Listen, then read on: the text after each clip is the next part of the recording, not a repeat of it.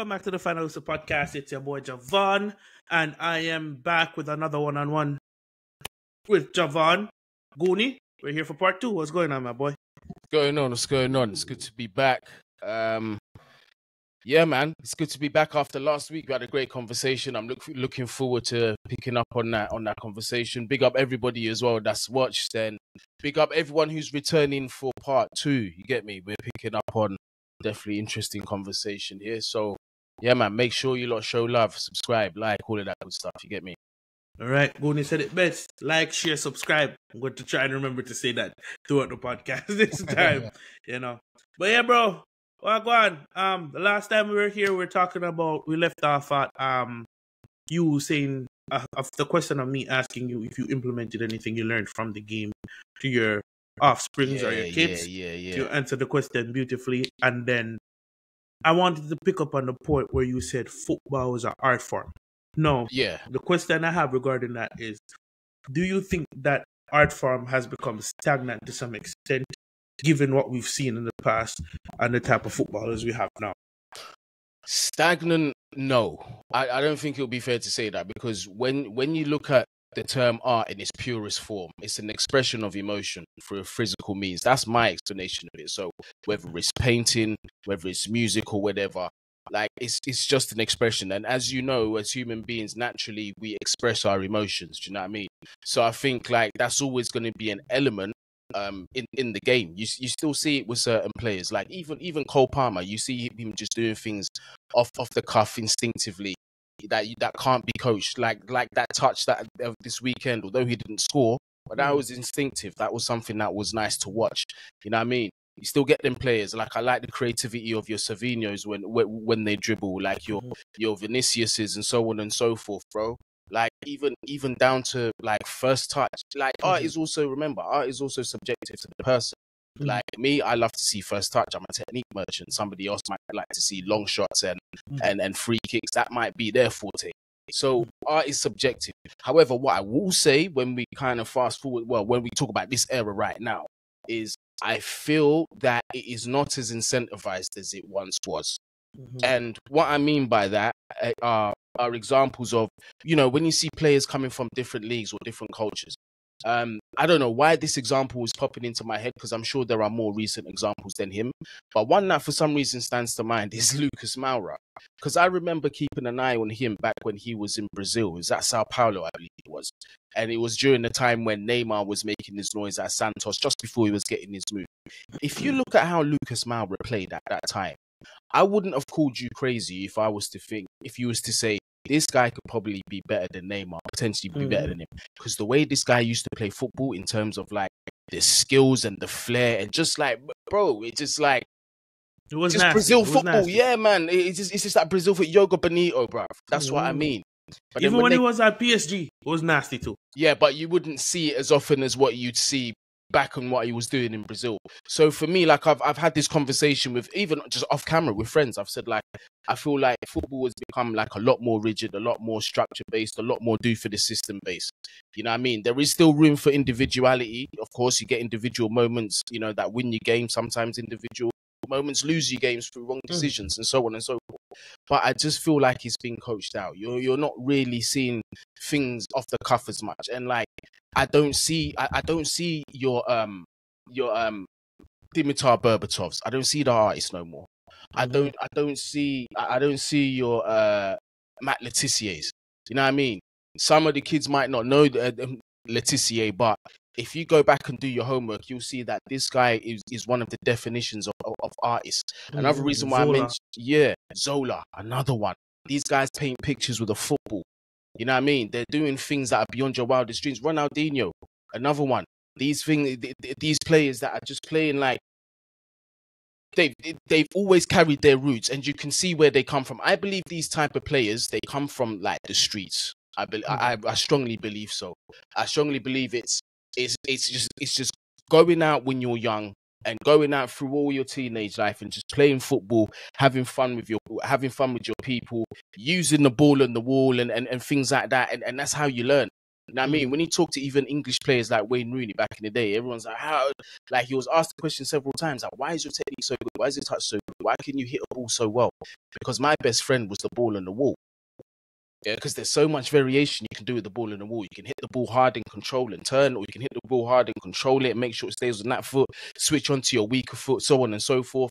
Like, there's so many things that you can do. Receive it on a bounce, receive it. So many things you can do that simulate a real game situation. And you already know first touch is king in football. At least I believe so. First touch is king in football. It sets First you up touch for can everything. make or break. Exactly. It sets you up for absolutely everything. That's something that I told my son from when he was a kid.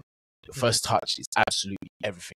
Yes, it's good that you can run around and you can beat some of the other kids. Yeah, it's great that you score goals. Yeah, it's great that you can assist. But what's really going to impress me and people that know ball is your first touch. Because someone might just... I told him, like, back in the day, how you would even get a sniff in a Sunday league team. You'd go there, you talk to the manager. What he would do is he'd kick the ball up in the air, and then he'd see if you can control that ball. If it's a decent team, you can't control that ball, he's going back to his conversation and pretending like it never happened. Yes. So I'm trying to instill that mentality in him. I know, but sorry, I know I kind of went off on a tangent on the answer. I've got a habit of doing that, but no man, you're good, man. This is this is what the conversation is about. Is try to definitely understand the perspective of football, and that's kind of where I wanted it to go to, because I feel like the creativity is a dying breed. Yes, you can list off your 1, your 2, your 3, your 4 players, maybe even 5. But the type of football I'm coming from, like, everyone had it. Like, it was a plethora of ballers, you know.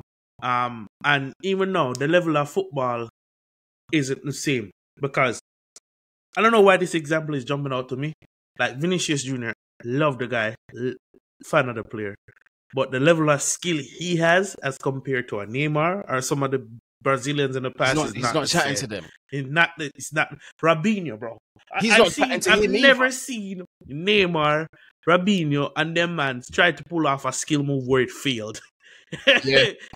I mean, when people are pull up these videos where Vinicius is trying a rainbow flick, he's trying an elastico, and he just fails at the technique, it says to me that Brazil as a culture is going through a shift change. You know, it has, and it just, even when you look at this team, I mean, you know, if you grew up in the 90s, you know, some will tell you like the 80s.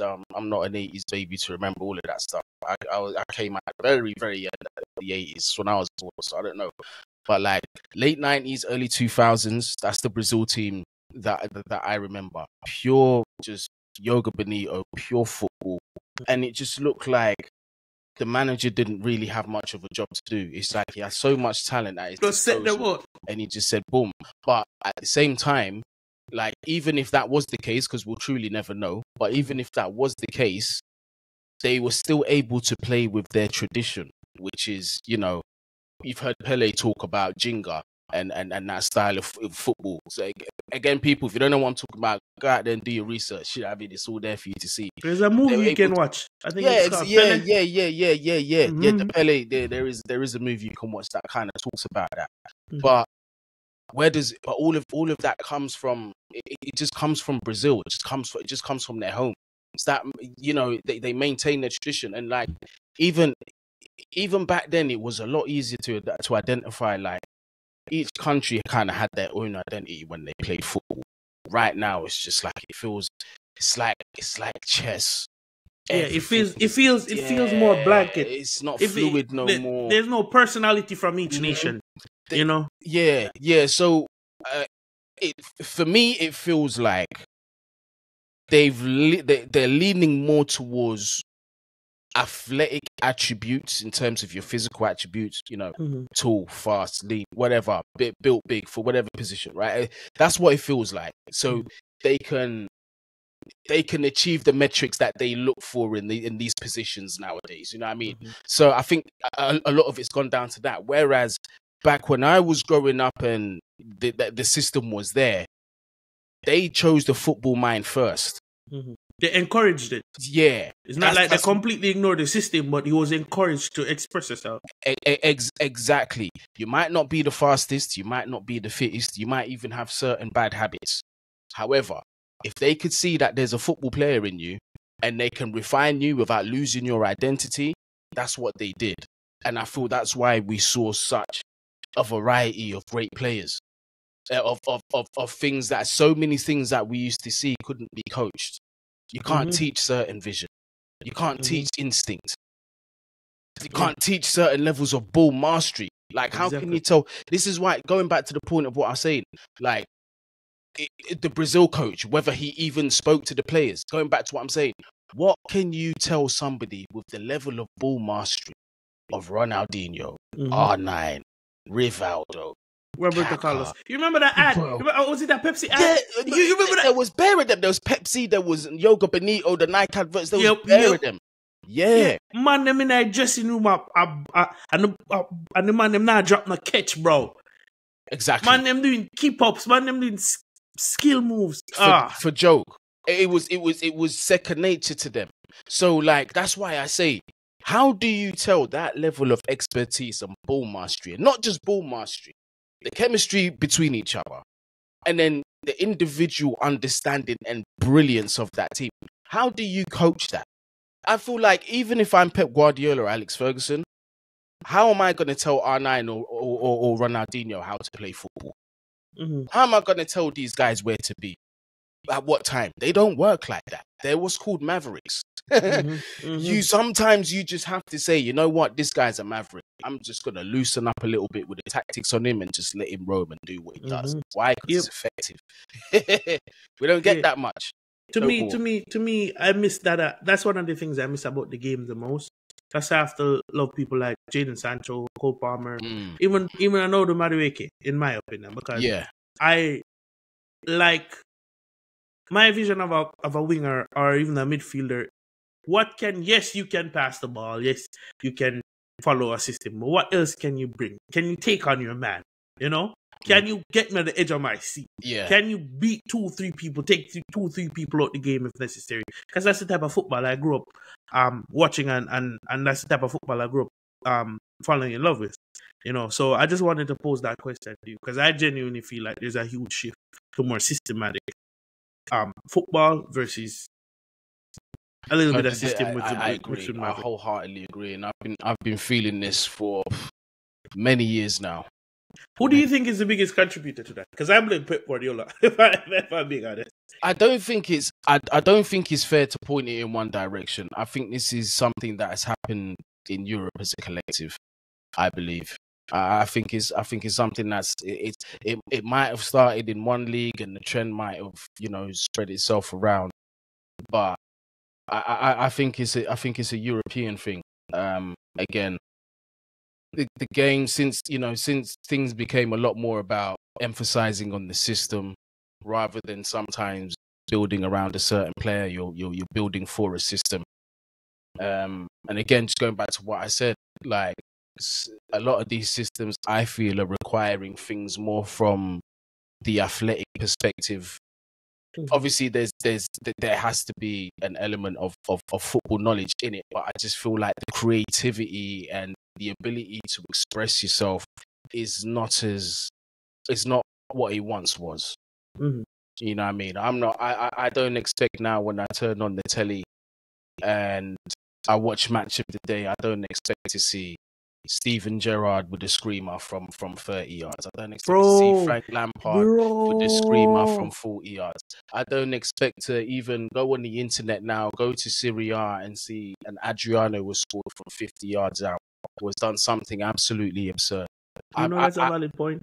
I don't expect to see that no more. Whereas there was a period back in the day where, like, as a kid, rule number one, you watch Match of the Day. If you grew up in England, that's it. If you love football, you watch Match of the Day. But there was one particular episode every single month that you could not miss, and it was Goal of the Month. It was Goal of the Month, and you were seeing absolute stunners. Like, you'd see countless stunners every single month. Some of those you would be watching, And if you put them in now, they'd be up for Puskas. But whereas we're watching it back in the days, like, yeah, this is a regular thing. This, yeah, regular thing. This. Rooney with a volley again, Lampard with a ranger again, Letitia with a matting again. Like, do you know what I mean? It's regular. Oh, Alan Shearer scored what 260 something goals or whatever in his Premier League career. We've seen it all. Yeah, and another point to make with that, there has been a dramatic. It has been a large amount of long shots that has not been in the game for a while. Yeah. Like, it was up here and it completely dropped. Bro, remember, we can go back and we can just list off shooters easy. Like, look, Frank Lampard, Paul Scholes, Yaya Toure, Gerrard, Michael Essien, Tony Yeboah with his crossbars and all these kind of mad goals. Regular, you could just name them. Regular man, brother, regular man. Yeah, man, we play CDM, a strike ball from distance, and I ask if Cristiano Ronaldo is I one of the winger them. One of the first guys I've seen that has done it for fun. And when I'm talking distance, I'm not talking 20 yards out, 25 yards. I talk from half line, brother. Yeah. Yeah. Like, even the free kick against Porto, bro. Oh, when are we ever going to see things like that again? Yeah, that was ridiculous. Didn't he take one against Arsenal from... Yeah, was it like the FA? Who was in goal? Almunia or someone? Yes, and United was in the full blue at the time. Yeah. The man, oh, bro. Like, these are the things. Unstoppable. He was unstoppable during that period. Yeah. Bro, and these are the things that I miss about the game. And I just really wish we could get back to that or get to some level of that. Because even in the Chelsea team right now, we don't have long distance shooter. No. I'm gonna just, like when we were playing against a low back, somebody was gonna say, screw it, I'm gonna take this on. And you know it's going top bins. You know it's beating the keeper from distance. It's it's frustrating. I guess the last person I've seen to do that in the game is probably Kevin De Bruyne on a regular, consistent basis. Exactly. But I think even with Kevin De Bruyne, because traditionally Guardiola really isn't into players that take long distance pops. Do you know what I mean? I just think that De Bruyne had done it enough times in his career where Pep couldn't really argue with it. Yeah. Just one of the players, it's like, it's Kevin De Bruyne. You know what I mean? You just gotta let him get away with it sometimes. I think that's what it's come down to, you know? Mm-hmm. Yeah, so let's bring it back to you and the Chelsea content. The fan base. Because I've been appalled by some of what I've seen from our own fan base. Yeah. What do you think of what's your honest opinion on the Chelsea fan base currently? Yeah, so it's a loaded question because I look at it differently because it would be wrong to paint us all under one brush, you know what I mean? And I know it goes without saying and you don't have to state it, but I have to say it to kind of explain my way of thinking. So I look at where I interact or I see most Chelsea fans' reaction, and for me, it's social media, mainly Twitter, because you can read and interact with people and see their thoughts or their trolling, whatever, you don't know. But either way, it's a method of communication that you can read and you can take. Because the atmosphere in the stadium's different. And I've got friends that go and I can tell you that the mindset over there is different to what we're seeing on social media. So I'm just going to comment on what I'm seeing on the socials. Yeah, I've seen absolutely ridiculous takes that I don't agree with, outrageous takes I don't agree with. Then I've also seen a lot of takes that I have agreed with. Like I can point to many, but the point is that we got to be careful in terms of painting, Chelsea under one brush and say it's the fan base. Remember, we're all different pockets of people, might make up different factions of the fan base. Some may have a similar way of seeing things and stand together. And remember, social media as well is also engineered for you to see, or for the AI to kind of show you what it is that you like based on what you've been interacting with. So a lot of what I see on my timeline Someone Yeah, who's more positive than I am, like Don, might see a lot more different takes. Mm-hmm. Do you know what I mean? And I know I've kind of longed out the answer, but I just feel like the need to explain it. So like, you just got to take it. For me, you just got to take it with a pinch of salt, because when you look at the people that interact with social media, the sample size is huge. It's anything from a young immature kid all the way up to somebody who is, respectfully towards the end of their Old years. angry. Yeah. So you already know there's variables that come with it. There's issues of maturity. There's just difference in opinion. There's what somebody might see over in the ground over at Stamford Bridge that us that don't go to Stamford Bridge don't see, and so on and so forth. So there's so many different perspectives. I can't really paint it as a collective, bro. Understand. The only reason why I asked about that, well, the reason why I asked about that is because don't you think we as a fan should be, when things are going trending in the right direction, and we'll get to that, don't you think we should be more as a collective and not wanting to fight each other just because we have a personal opinion and a personal agenda? Yeah. Because I've seen us get positive results, but some people still try to spin it as a negative, and I will never understand that. Yeah, no, I mean, I agree. I agree. But then also you have to look at, you can't just isolate what we're seeing now.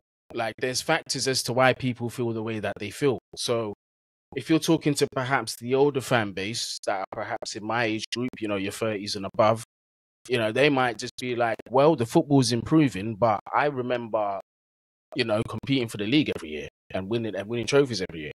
I remember being competitive in Europe, barring, some massive misjustice from Avrebo and Barcelona. We probably should have had more than We'll never forget. Champions League. Yeah, 2 Champions Leagues, which probably have more than that.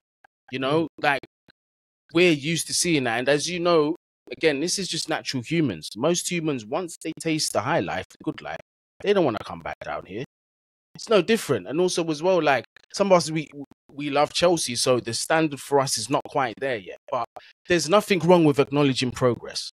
Do you know what I mean? At the same time, I'll say that, like, as staunch and hard-headed as I've been in my position, I also understand that you also have to make room for progress and acknowledge it, because Rome isn't built in a day. You know what I mean? So, yeah, bro, I even forgot the beginning of your question, bro. My brain just No. I'll reiterate my question. My question was, don't you think we should be united as a fan base, especially when okay. Ideally, because yeah. I've seen other fan bases apart from, I'm not using United, but I've seen other fan bases, even when they're going through tough time, they're still collective to some extent. Our own fan base, even when things are going right, people want to kill each other. Like, I don't get it. Like, what is this? No, so I hear you, but in an ideal world, in a utopian world, of course, bro, of course, I would love for the fan base to be united and for everybody to get back in the team. But I think, just considering what we've been over the past 20 or so years and the standards that have been set by our previous owner, it's going to take a while before a lot of the fan base, including myself, are going to show this ownership any kind of trust. Do you know what I mean? In terms of, we trust that you're going to be delivering us trophies the way we feel that we should, or compete in the way that we feel that we should, because we want to continue the tradition of winning. So, and as a man that's part of that older mold that's used to winning trophies, I still can't live in the past. There comes a time where you have to accept things for what it is. And a part of the bigger issue in the past was, when you look at it, it wasn't necessarily sustained success. We'd win trophies, not necessarily every year. You understand? So, while it was good to win trophies, at some point when the new ownership took over, they're trying to build a baseline where we can then build from then and build sustained success.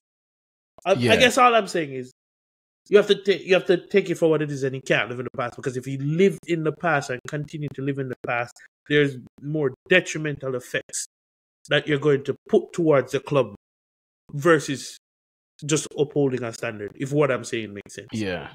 There's a fine line between upholding our standards and then just because you're used to something, you're going to say this and do this and that to damage the image and face of the club. Because it looks horrible when you're trying to put out an argument or when you're in these debates, and the first thing people say, "Oh, you can say whatever you want. You can't even get your own fan base united." That's kind of a dagger to the heart, you know. Yeah, no, I hear you. I hear you.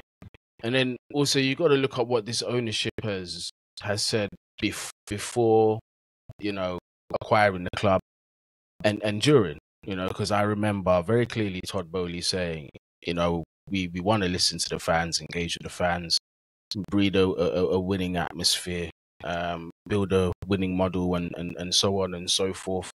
And then came the talk of we want to invest in the best youth that's around. Now, this is the thing. Nobody said don't do that. Nobody said don't do that. But if you're going to do it, make sure you get it right. If you're going to tell us you're going to bring in the elite of the elite youths, then make sure that if you don't get them, you fought tooth and nail to try and get them. And what I mean by that is people say, well, Bellingham wanted to go to Real Madrid. Mbappe wants to go to Real Madrid. Yeah, that's cool. But at least fight. At least push. At least put up some money, I meant with that. You're right. Let us hear. At least let us hear. You know, Chelsea put in the bid. The club accepted the bid. Obviously, if it's within reason.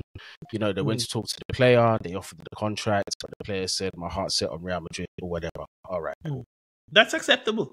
You know what I mean? Because there's nothing you can do about it. You went the full shebang to go and try and get the player, and they didn't want it. We can't knock you for that. If they pick Real Madrid, you already know the tradition and culture with that club. So nobody said don't do that. And also another thing is like if you're gonna do it in a way that is that's not going to sort of it's not gonna knock us out of our competitive kind of atmosphere. Realm. Yeah. Don't do that. You don't have to destroy everything at once and rebuild everything, especially with youth. Don't do that. Integrate, mix.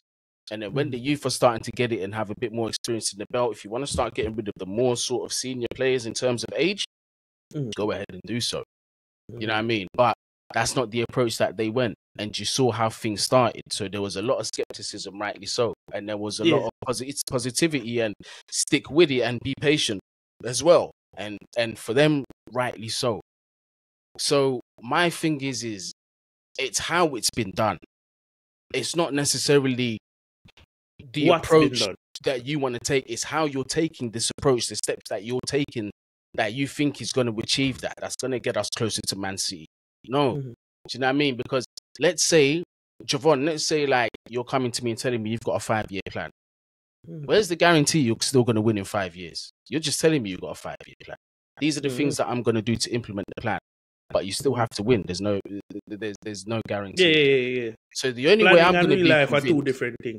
So, but what's going to make you feel better and convince yourself like, okay, cool, we're taking the correct steps to the modern game is that you need to see certain signs. You need to see certain things. Do you know what I mean? Yeah. And I feel like we've not quite been given it yet. We're on the start of something that looks that it could be good. And right now I'm in the stance of, let me see what's going to happen over the next few windows based on what we have now. That's where I'm at. Yeah. And that was going to be my next question to you. Like, what are your thoughts regarding the new ownership and how the club is being run now? You kind of answered most of it. What was going through your head at the time when the ownership took over? And just walk me through your thoughts through the first few transfer windows and just hiring and sacking of Potter, of Tuchel, Potter, and Pochettino. I mean, personally, during the takeover, I was just more, I think just more, like most Chelsea fans, I was just more so worried about the government situation. I wasn't, so it stopped me from doing, and many of us perhaps from doing as much homework as we should have for each owner, because our immediate concern is, are we going to go bust, go liquidated? We can't even get a bus to whatever. Thomas Tuchel was talking about driving the team himself. This is where we're at. So it's hard to really focus. When you got like something that you love so much is going through that crisis, it's hard to focus on other things. So I do want to say that. But the talk that they were given before they came to the club, I was like, you know what? I hear it and it sounds good, but let me see. Let's see what happens. Then we saw the level of spending that was going on. And that's where I was like, okay, so these guys are willing to put their hands in their pocket, but are they willing to go for the right players? And then we started to see the outgoings and how certain things were dealt with. And Todd Bowley's now stepped off of director of football. This guy's now come in, and now we're hiring this guy. Now we're going to Brighton. Now we're going to. So I wasn't sure. I just felt like everything was scattergun, and I didn't trust it. Like I just felt like there wasn't a rigid plan to begin with. I felt that they gutted out things too soon. Not just in the first team, Kind of rushy. even around, Cobham and Stamford Bridge, the staff. They gutted out things too much. And I was skeptical about the players that we were signing, their age and so on and so forth. So, of course, as you know, you've heard me speak before, I was very much against the ownership. I feel like maybe 5% better than I did last season, but for me, I need time. I need sample. I need, that term, sample size. I need time to be able to make decisions. I'm not going to jump 2 foot in. I made the mistake of doing that once on back again. There was a season when I thought Chelsea were going to win the league, and Ben Chilwell and Reece James got injured. And our season Yeah, man. Remember, the man them drop like fly and I see him so with title hopes drop. Season done. Yeah. Bro, So for that's real. when I learned. Just keep your mouth shut and wait till the business end of the season more time. That's true. Yeah, I wanted to pick up on a point where you said they were spending money. They were spending money and I was happy. But then after some time, I realized that I took a step at this time. Then people are spending money, but they are spending money for fuckery. So it comes to the same, it's to the same thing. Because we started to purchase a lot of young players. Yeah. And at the time, remember, we came from a mold where when they're spending money, the names, you already know these names. Because you've already seen these names. You understand? The type of ballers that we would acquire at that time was you're playing in a top team elsewhere, or you're the up and coming rising star, and the world knows. There was no in between. You were either top 5 in the world in your position, or you was an up and coming star that was one of the man them. Do you know what I mean? Exactly. So to see them switch to a whole different basis of trying to sign these players where they're up and coming, but you don't know them yet, just felt wrong. And yet still, and I could be proven wrong, and I have been proven wrong because 1 or 2 of them I actually like. But this whole mold of them signing these different types of players really sat wrong with me. Didn't really sit well with me at all. You said the ownership has to give you time. If you could sit with the owners now, what's one thing you would critique? That's a good question. One thing that I would critique. Does it only have to be one? Because there's so many. No, it doesn't have to be you. I just normally ask one. There's many things that I critique. I critique their negotiations in terms of transfers because they like to drag things out, and now you're starting to see articles. How many times have we seen articles? Well, Win Stanley can't get this over the line. Someone can't get it over the line. Egg Barley is now joined in the negotiation to get it over the line. But whoever it may be has to come in. So there's that. Another thing for me as well is the wage cap. I'm not a fan of it. If that is a true rumor of the wage cap, because whether we like it or not, there's always an exception to the rule in everything.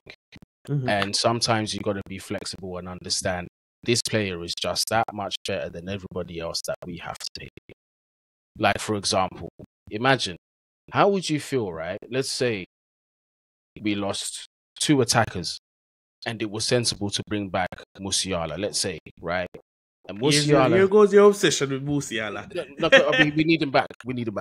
But let's say, right? But I'm asking on the real. How would you feel, right, if you saw Musiala's first choice was to come back to Chelsea, but he wants 200k a week, and Chelsea are not willing to go 50k over their cap to pay him that money. How would you feel? See, that's a rough one because I have I get the sentiment, but if you want me to, forget the emotional side of the player. Just look at the pure ability and talent of this player coming into your club. No, it's not that because there's an argument to say. There's I get what you're saying, and I'm going to address the Musiala thing separately. Go on. I get what you're saying. You're talking about the level of player, right? Let's use the level of player because I have gripes to picking Musiala's game, but we'll get to that. I get what you're saying. Like an Olise or like a Gyökeres, someone that's going to improve the team, someone that's going to clearly put us in another stratosphere, like that. A needle mover, as they say these days. Yeah, needle mover. You know, somebody will put gas in a car and the needle move. Yeah, it is frustrating because it's the same thing that happened with Musiala, with Olise. See, secretly you want him back too. Don't lie. I know No, bro. No. It's the same thing that happened with Olise. Yeah. We couldn't get an agreement with personal terms because we didn't want to go outside of the wage cap. No. I understand that they want to keep it low, but at some point you're going to have to make exceptions to the rule. And I would feel upset. But at the same time, see, it gives and goes. Because what do you do with Cole Palmer? You're going to have to put him at least... Both. No, you play them both in the same team. I'm not saying that you play one or the other. You make it happen. You play both in the same team. No, pay. I'm talking about pay-wise. Like, remember Palmer only got a wage increase based off... Palmer is an exception to the rule again. Why? Because he's proved it. He's shown it. Right? If Cole Palmer came into my office and said, well, hold on a minute, boss. Like, look at the numbers I put in. I've done better numbers than Musiala. I'm a better player than Musiala. But he's being paid more than me. Why go on for that? All right, cool. I'm going to put you on parity. That's how the conversation would go for me. I'm going to put you on parity. Hold on. If, massive if, you present yourself in a way to the rest of your team that is acceptable and commendable. That is a massive staple point for me. If you're an arsehole and you're irresponsible and you come in like that, I'm going to keep you on that wage for as long as I can. But if you are a professional, like a model professional, and you don't cause problems, you're continually developing and you're producing what Cole Palmer's doing, all right, cool, fair enough. Make a case. Same wage. Harry, you have to do it. My issue with Musiala is sometimes he lacks, and he could develop this because it's something that can be developed. That killer pass or that his decision making is less than not the best. Seems the same thing people have problems with Madueke, maybe not as extreme. Yeah, his decision making, playing in that 10 pocket, is not where it should be for his skill set. At times, yeah. It's not the best at times, but even the pass before the pass, he doesn't have that, right? So listen. You see, all right. I'll be honest with you. Where my excitement comes from for Musiala, it's on top of the fact that obviously he's a Cobham boy. Looking at his level of football IQ for his age, I just believe the penny's gonna drop for him. In terms of his weaker areas. Sometimes, yes, the decision-making part, right, for me, I don't think it's the fact that he can't execute it. I just think he can be a little too selfish sometimes. I think that's my issue with Musiala sometimes. He knows that he's a top-level player, and sometimes he's a little selfish. And sometimes selfishness is not always expressing itself in, not making the pass. Sometimes selfishness can rear its head in terms of you've held the ball for slightly too long before you pass, because you thought with yourself, because you wanted to either be selfish or and do your own thing and not pass the ball, and that's cost you that split second to make that killer pass. I think that's more so of the issue with him. You know what I mean? Yeah, from what I've seen. If he could get that out of his character and be a little less selfish, and pick up his head a little bit more instead of trying to maybe nutmeg the player, beat the player, then that's where I think you're gonna start to see the next level of development. But here's the thing, though. That's where the disparity comes in between me and you, because I think he needs that to be being. I think he needs that to enable him to do what he does now. The issue is, don't. I would say keep the same level of self-finish. Just have the note, because half the time what I see from him, he's looking down. Half the time he just needs that. He needs to look up for that split second to see, hey, I'm gonna do what I'm gonna do, but this should be the next move after I'm done. And that's my issue with it. Because there's I think it was against Augsburg. I forgot the team he was playing against, because I watch a lot of Bundesliga. Yeah. Yo, him man kill everything out there, no brother. See man pick up the ball and walk through people, and I say, all right, lay the pass now. Where man, the man turn back.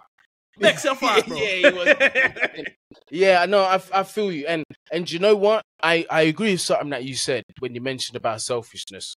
And I bro, you're right. You certain players, you want them to maintain a level of selfishness, and for certain positions, it's natural, because I see Cole Palmer do it, and so have you. There's been times where he blatantly said, "Cole, bruv, you should have made the pass. Why did you do that?" Do you know what I mean? But you know what? It's Cole Palmer. He might produce a magic moment the next time he picks up the ball and so on. Exactly. So that's why I give Musiala that blight. But for me, it's worse for Musiala, because I know it's something that he can get out of his game a lot easier than whether it was a technical deficiency. Mm-hmm. Do you know what I mean? Because while we do criticize the player, we have seen him make them killer passes with the correct weight. Yep. We've seen him. So I know he can do it. We've seen him score that last minute goal to give Bayern the title. There you go. So that play is there. And then on top of that, bro, like, he's already got the Cobham DNA, bro. And I strongly believe. Oh my God, here we go. No, but I'm not trying to be a Yerda here. I'm not trying to be that, because there's certain players that I've gone against. Conor Gallagher, I wanted him out of here. Mason Mount, I wanted him out of here. So on and so forth, bare of them. But I feel like and it applies to Reece James. The fact that he was raised up in Cobham and he's got this ability, for me, is an extra plus, and we've got him in the team. It's still an extra plus. It's just when people overemphasize the Cobham thing is where I start to get a bit like... because not everyone has it. Not everyone has it. Yeah, because at the end of the day, we're a professional football club that is looking to compete. So what's really best for the club is the ability of that player. Do you know what I mean? You've got to look at the ability, the football ability in first before you start looking at sentiment. Can they do it on the pitch better than anyone else? Bring them into the team, let's win trophies or whatever. That's how it should be. So, Madueke might think they still. Like, yeah, man, me rate that brother there, because and then the man, they pick up the ball and the ego, you can feel, you see when Noni picks up the ball, yeah? And this is the thing, it's not even a bad thing, bro. Is you can smell the ego when this guy's like, he's gonna go and shoot. He's gonna shoot. But no one would complain if he's been in them. No one would complain. I think that's the issue. The issue. He's not converting. If he was converting, there would be no arguments right now. Right? Because this ain't selfish, bro. I've seen selfish. Iron Robin was because let me tell you something about Robin. If this guy missed half the chances where he should have squared it, we would have hated him as a player. Was it the World Cup? Was it the World Cup where you remember that play in the World Cup where he picked up the ball and he was cutting across and his teammate was running across on the far post? Was it against Spain? Yes. Instead of passing it, this man dropped the shoulder, dropped the defender, dropped the shoulder, dropped the defender. I'm like, pass the ball. Nope. Cuts it back, scores. Yep. What would happen if he never scored that goal? They would have got him out of here, bro. Imagine if he'd done that for Chelsea as well in the final. You know what I mean? But this is the thing, this is what I called earned arrogance. You know what I mean? Like, he has earned the status to be able to do that. Yeah. Now, what did they say when he was at Bayern? You know what he's going to do, but you just can't stop it. There's nothing you can do to stop it. And you know, when you've got that level of mastery where you're just going to do it anyway, that's when you're at the peak of the mastery. Because how bad can it be? You've been training all your life to face a player like this. You know, week in, week out, exactly what he's going to do. And he's still going to do it against you. Brawling. How's he going to do it? Put it top mids. Do you remember the Champions League game when they went to the Emirates? Yeah, and I can't remember who it was that showed him on the left foot, bro. But still cut you back. I think everybody at the same time said he's going to shoot and he's going to score. So said, so done. Yeah, bro. Yeah. Well, yeah, I get what you're saying. I get what you're saying. Like it's earned. But all I'm saying is at this point, from what I've seen and the abuse he's been getting, embrace it, bro. Embrace it. Shoot. You must get better. Something must find it. No, it's true. But Javon, let me tell you something as well, yeah? Is you see with players like that at big clubs, there's rarely an in-between. It's either success or failure. And in many ways, I appreciate the black and whiteness of Noni, because you know what it's going to take for him to take. Because if he starts converting them goals, we've got a player on our hands. 100%. Easy. Yeah, because I already know with Madueke what you're going to get. He's a direct winger that likes to try and skin his man, go through on goal and score. If he can master those things and do it continually, I can't really say nothing. And on top of that, that's the profile of winger I've been crying for a very long time. Yeah, and we need that. We need that.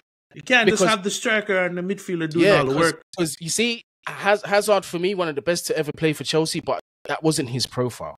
Do you know what I mean? Hazard could have been, but he was that good that he chose what he wanted to do. The man said on interviews, I play football for myself. I don't give a shit. I don't care about nobody else. When I turn up to training, I don't do my laces. I bust jokes. Yeah, and when it comes to match day, I'll give 100%.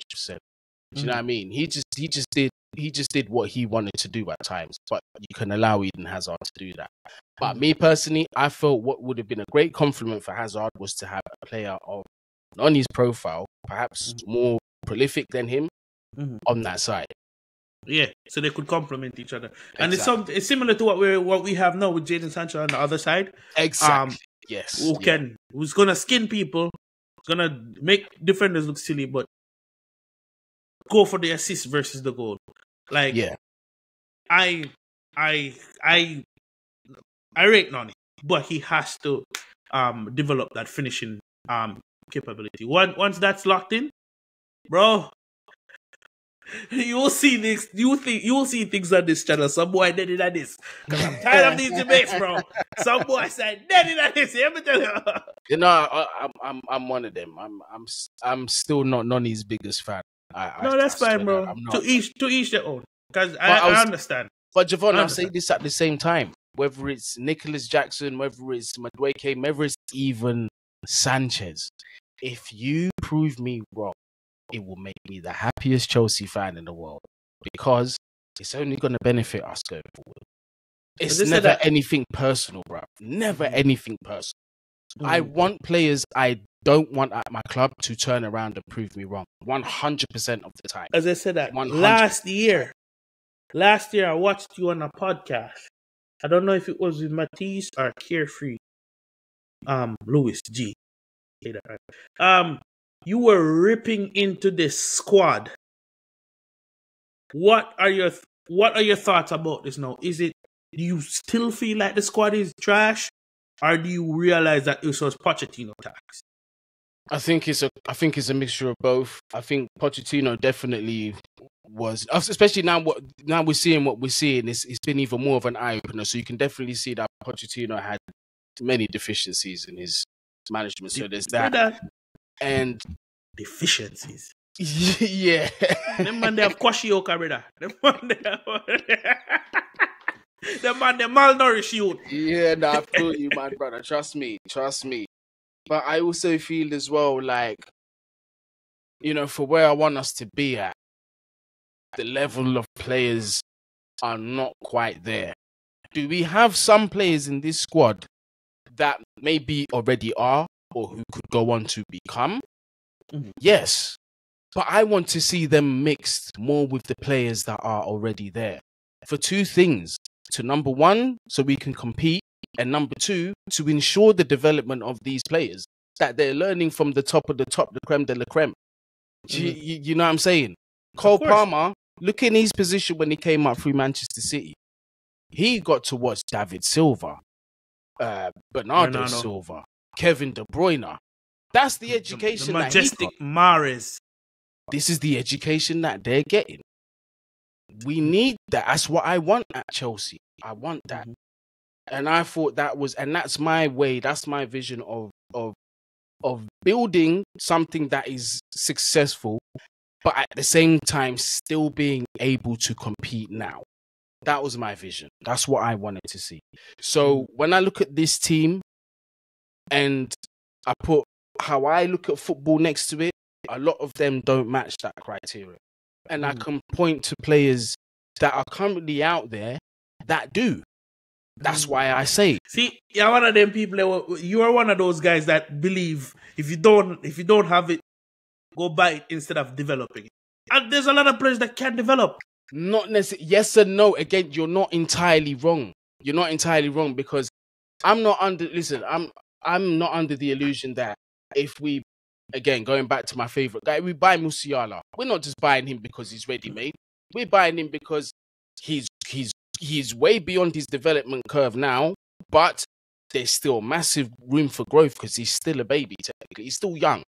There's still years of development. So we can develop him and kind of push him towards that elite route. That's what I want. I believe the same thing for Gyökeres. A lot of people don't, but I do. I believe that the reason why I want this guy so badly is because he's shown me that he's still got enough room to develop. He's not the youngest. He's in his mid-20s. But there is still time for him to add more to his game. And I feel like he would score tons of goals at Chelsea Football Club.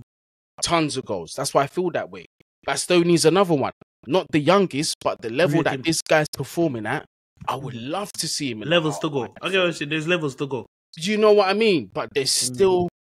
You see what I'm saying? So even the players that I'm targeting, they're not the full ready-made picture, all of them. But where they are, in terms of where we can all see them in 3 or 4 years' time, they're going to be on the Ballon d'Or podium or nominees or whatever. That's what I want. I just want what's best for the club, and I want to see it soon. Sometimes you don't see it straight away, and it just blossoms and it develops as a nice surprise. Do you know what I mean? Harry Redknapp will tell you Frank Lampard was one of them. He never used to stand out as top of the pile when he was a young player.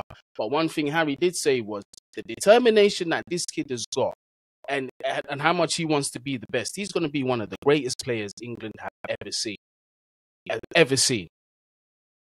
And so there are exceptions to the rule, bro. I'm not saying that. I'm not saying that there's not. But that's just how I look at things. You know what I mean? Yeah, for real. All right. Next question. Where do you see on the trajectory coming from Poch? That was a horror show. To what we see with Maresca now. One, are you more confident in the newer manager, and where do you see Chelsea finishing out the season? It's still very early to say on Maresca. It's still very, very early for me to say on Maresca. I like what I've seen so far. I do like what I've seen so far. I like some of the decisions that he's made in terms of changing things up and decisions that actually make sense. I love that about him. I like how direct he is in press conferences. I feel he's got a lot more of a respectable, and I hate that word aura, but I like that presence about him. Where aura is a real word, you know. These clones and aura is a real word. Some people overuse it, some people misuse it, but it's a real word. I don't like using it, bro, because it just got corny. Jose Mourinho at Real Madrid, and when he just came to Chelsea, had aura. That's what I mean. So, like, he's got that where I think he's got the presence where players naturally respect him more in comparison to like your Pochettinos and your Graham Potters. You know what I mean? I feel like he's got more of an authority over these guys, and they're buying into what he wants to do in the early signs from what I'm seeing. So yes, I do like that. Now, when I look at the teams that we've played so far, this is why I'm not getting too carried away. And look, you got to take each team as it comes. You got to deal with what's in front of you, eat what's on your plate, and that's the most that you can do. And yes, we've been doing all right, but I still need to see more. I've got to see how we're going to perform against your Arsenals at the bridge. Liverpool. I need to see you Liverpool's at the bridge, and so on and so forth at the bridge. And notice how I'm saying at the bridge. I'm not even saying go to their ground. I'm just asking. I want to see how you perform at home. let me see a difference in performances. Although they weren't terrible last season, they weren't because Man City didn't beat us in the league. The only one that really done us horribly was Arsenal. Was Arsenal, yeah, and Liverpool away. Yeah, was it Liverpool away? The second leg, whether it was home or away. But now I want to see us go from being on the cusp of winning or nicking a point to now starting to deservedly win these games. So when Arsenal come to Stamford Bridge, I feel it's not too much to ask for these boys to go out there and get 3 points. Yeah, and put in a performance. Because I saw a worse team last season only lose that game because of 2 mistakes from a stupid goalkeeper. That's the only reason why I saw them not leave with 3 points. Was it last season or the season before? Sometimes it was last season. This time, yeah. Around this run, right? So there's that.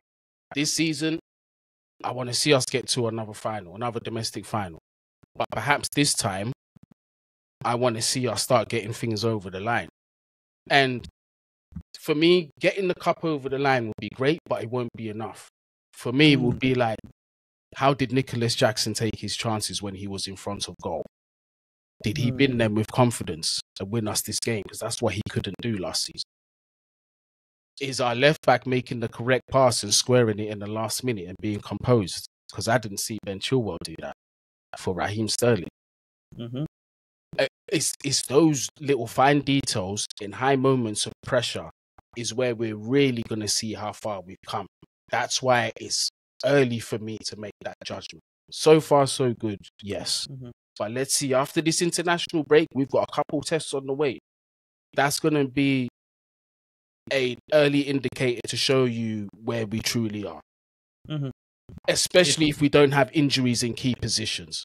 If we do, then we can blight. We can say, all right, maybe we didn't have... You know what I mean? We do kind of have the squad depth if you think about it. Yeah, because Vega and Tosin is probably going to play for the Liverpool game that's upcoming.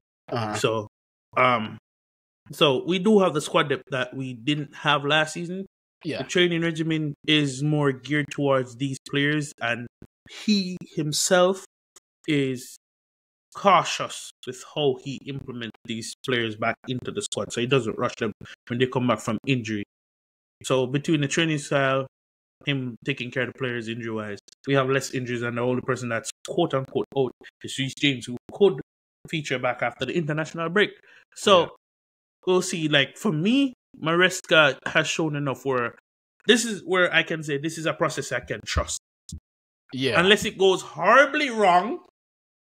There's one thing I want to see from him though, but it's not a popular opinion by any means. It can actually be a bit divisive, but I'm gonna say it anyway.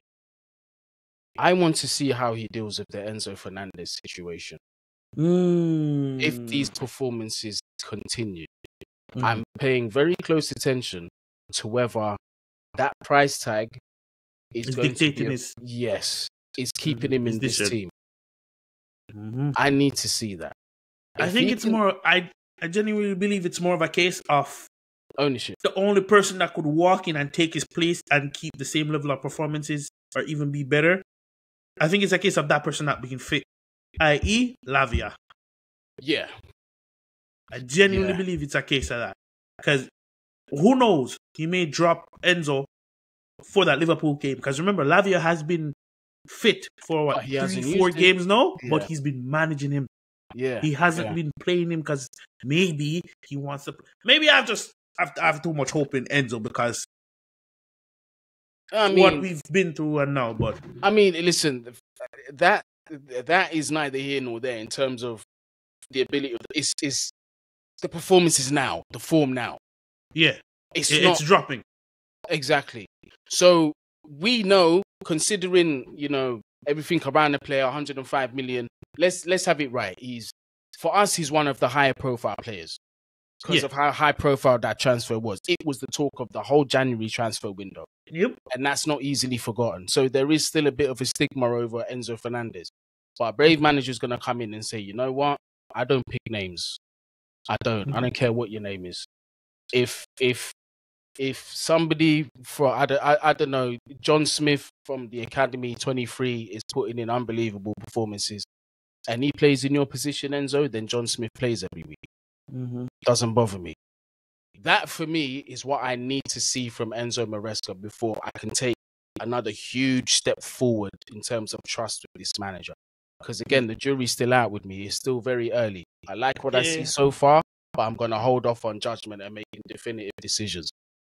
Yeah, I believe he has the gall to do that. Just the way you see him speak and just some of the decision making he's been making so far. But you're right. Does the price tag dictate Enzo starting? Yeah. Does it not? And is he going to do that for every other position for anyone who's not performing to the level that he deems I'm glad you acceptable? said that. I'm glad you said that because I feel it's very important you said that because, you know, people might take what I said as because they know how I feel about Enzo. They might say, oh, it's his agenda seeking through. Listen, if Cole Palmer had a string of terrible performances like that, the same conversation will be had. It needs to be dropped. And because we have the depth to come in and do a better job. Potentially start feeding us a couple of weeks until Palmer gets the message that your performances have been unacceptable. You need to step it up. Very simple. It doesn't matter. There's no favorites in this team. It's either you. I don't know. I can see it already. The comment section is going to say, "Oh, but he didn't drop Noni." Noni's still putting a shift defensively. Yeah, he's still putting a huge shift defensively. Yeah, he still created one or two chances. It was just his decision making that's the problem. He does, yeah. And you also have to look at the player that's in contention for his position. Neto doesn't have the best injury record. I think why we haven't seen Neto as much, well, I haven't seen him as much as I want to see him, is because the manager's managing the players, managing the player because of his injury history. And that's another thing I really like about Maresca. You've said it several times before this point, but I do like how he manages injured players or players coming back from injury. He doesn't rush them back. He'll have a contingency plan for that player. Ideally you want to have a Lavia, whoever it is on the pitch, you want him playing. If you can't, but have a plan B. Coaches coach, and that's what he does. He coaches. Mm-hmm. So I do like that about him. I do, and that's gonna help us so much going forward. The only thing is that I hope it's a tradition that sticks with Chelsea for many years to come. I hope, if Maresca leaves, the next manager comes and does something similar to what Maresca did. Do you know what I mean? I don't want it to go back to rush player back injured, so on and so forth. We don't want that. Yeah, because look at Nkunku's injury prone. He hasn't had a picked up an injury this season. So he's got to the France squad. Can't tell you the last time he was being called up to the France squad. So yeah. So knock on wood, he doesn't get injured again. But yeah, you're right. All right, Guni, I'm gonna wrap up. Thanks for coming again, bro. Thanks for joining us on the Final Podcast. That felt quick. It's been an hour already. Yeah, brother. Yeah. We gotta do this. We definitely gotta do this again. You see, when I feel this way, it means that I'm gonna have to come on. We have to do this again. Yeah, bro. I keep telling you. Some point in time, I'm gonna start a weekly show. Listen, people. Honestly, I want to do. Trust me, I would do it. 100%, I would do it. I just cannot commit. I don't want to be that guy that says, "Yeah, next week." And next week comes, bro. I've got to go over time. Oh, this has gone down, or I've got to. I don't like that. If I give you my word, I give you my word. It means every week. It means every week. You know what I mean? Yeah, man. So that's why it's like that. It's more of a respect thing, but trust me, I want to do it, bro. I do want to do it, and when the time comes, it will definitely happen. Don't worry, Guni. When the time comes, we have big things planning now. Remember, we have the location already. Yeah, for big real. Things coming. So, thank you guys for joining us on the Final Podcast. Like, comment, share, subscribe. I know I didn't say it in the middle, but I'll put things all over the place. Yeah, let me know who you want to see next on the pod. Content coming. And for my viewers, I didn't drop a match preview and review after the first game because I had some real life issues to take care of. Plus, I had a game to attend. So I completely missed the game. I didn't want to come here and waffle, as you guys like to say. But we're there, and I will be dropping some more content soon. Thank you for joining us. Peace. Best